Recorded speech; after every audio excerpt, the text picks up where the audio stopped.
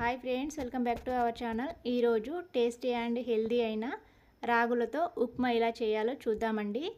మనము రాగి పిండితో జావా చేసుకోవడం మనకు తెలిసిందే కదా. అదేవిధంగా ఉప్మా కూడా చాలా టేస్టీగా సూపర్గా ఉంటుందండి. ఇది హెల్త్కి కూడా చాలా మంచిది. ఇప్పుడు తయారీ విధానం చూద్దాం. ఇక్కడ నేను రాగి రవ్వ తీసుకున్నాను.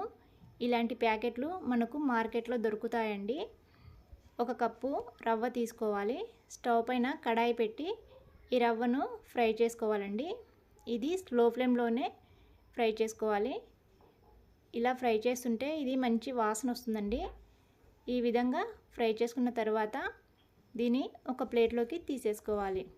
ఇప్పుడు ఆయిల్ వేసి ఆయిల్ వేడయ్యాక పోపు దినుసులు వేసుకోవాలండి.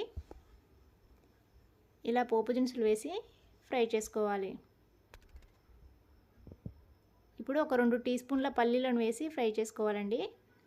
ఇవి కాస్త ఫ్రై అయిన తర్వాత కట్ చేసిన పచ్చిమిర్చి, ఉల్లిపాయను వేసుకోవాలి. ఈ ఉప్మాలో పచ్చిమిర్చి కాస్త ఎక్కువగానే పడతాయండి. కాస్త కారం కారంగా ఉంటేనే టేస్ట్ బాగుంటుంది. ఇప్పుడు 2 ఎండుమిర్చిని వేసి ఫ్రై చేసుకోవాలి. అలాగే కాస్త కరివేపాకు, కట్ చేసిన 1 టమాటాను వేసి ఫ్రై చేసుకోవాలండి. ఈ విధంగా కలిపిన తర్వాత మూత పెట్టి మగ్గనివ్వాలి. మూత పెట్టడం వలన టమాటా త్వరగా మెత్తబడుతుంది. ఇప్పుడు ఒకసారి కలుపుకోవాలండి. ఇలా కలిపిన తర్వాత వాటర్ వేసుకోవాలి.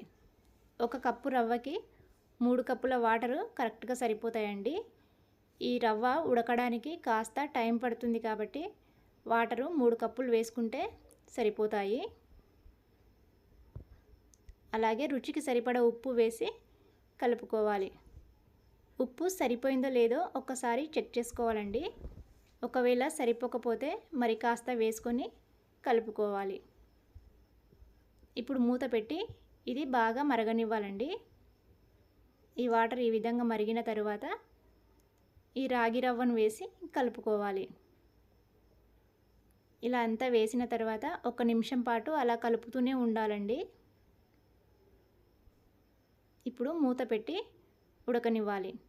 దీన్ని మధ్య మధ్యలో అడుగంటకుండా కలుపుకుంటూనే ఉడకనివ్వాలండి. లేదంటే బాగా అడుగు పడుతుంది.